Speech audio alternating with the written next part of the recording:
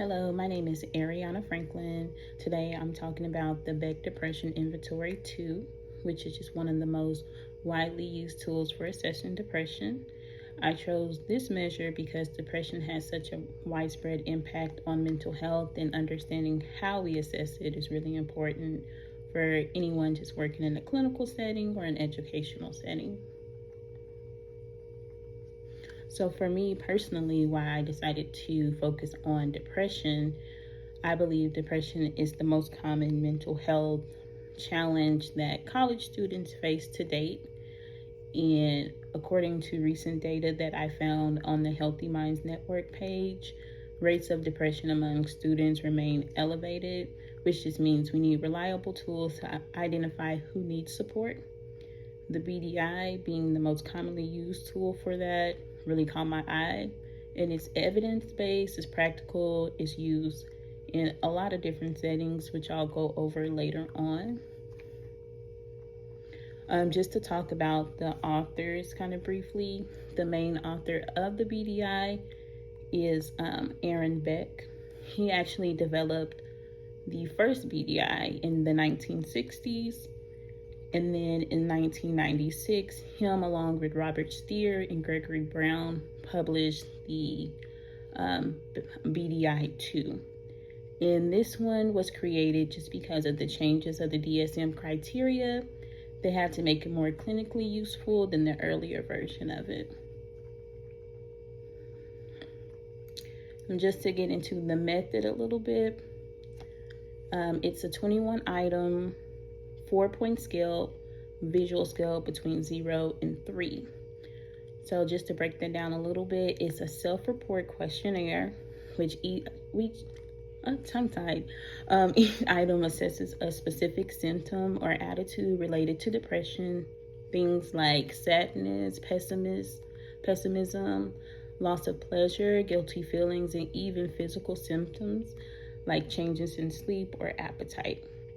Each item uses a 4-point scale ranging from 0 to 3. So 0 meaning you're not experiencing anything. 3 means you're experiencing it severely.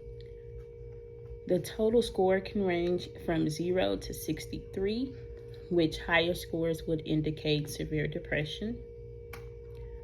Sample items that I included is just some of the questions that are asked on the questionnaire.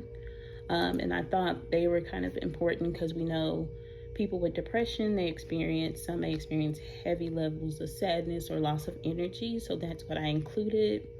So with sadness, per se, 0 would mean I do not feel sad. 1, I feel sad most of the time. 2, I'm sad all of the time. Or 3, I'm so sad or unhappy that I can't stand it.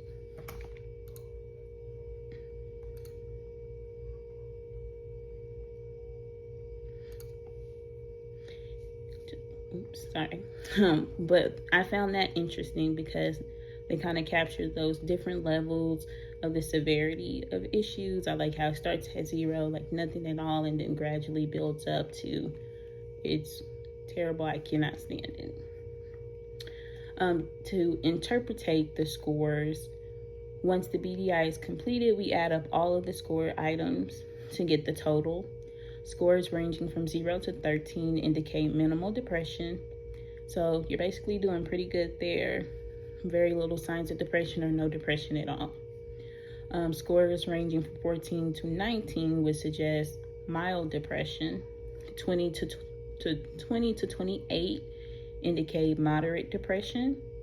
And anything over 29 would indicate severe depression. I feel like this is just very helpful because this scoring system helps clinicians decide what level of intervention someone might need, and also lets us track the changes over time to see what's working and what's not.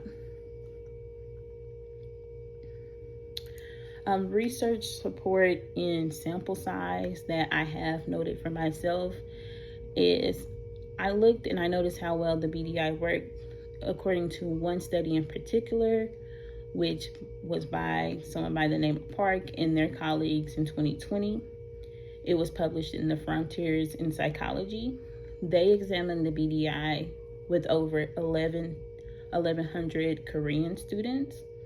So, in particular, 506 people were diagnosed with depression, and then 685 of them had healthy controls over their depression. So this large sample is important because it means the findings were more reliable and could show us how the measure performs across different groups. Next, I wanted to check the reliability and the consistency of the study. So when I was looking at it, they found that the Bdi had an excellent internal consistency, and that's with that same Park study. They had a statistical term, meaning that all of the items work together to measure the same thing. They found that the Cronbach's alpha value of 0.95 for the clinical group and 0.91 for healthy groups.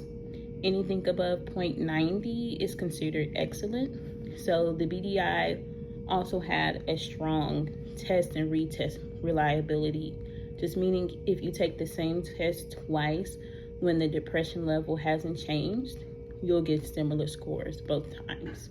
And as we know, consistency is crucial because it means we can trust the results that we got at the end of the study. Why this measure matters? First, it gives us a standardized way to screen for depression pretty quickly. It only takes about 5 to 10 minutes to complete. Second, because it aligns with the DSM diagnostics criteria, clinicians can use the treatment planning and to monitor whether interventions are working. And third, in school settings, it can help identify students who need support before they get worse. Early identification is really the key to prevention and intervention. For me personally, as someone who wants to promote well-being, the mental well-being of all students, I think the Bdi represents a practical, evidence-based tool that can make a real difference. Clinical applications is something else that I touched on, and that's just to show that the Bdi is used in different settings, which can be helpful all the way around. You'll find it used in hospitals, outpatient clinics, college counseling centers, research studies, and even in some schools. Clinicians might use it at intake to establish a baseline, then re-administer it throughout the treatment to see if the symptoms are improving. Researchers use it to measure depression in studies. School counselors might use it as a screening tool. It's just versatile, so it's really helpful in the psychology field.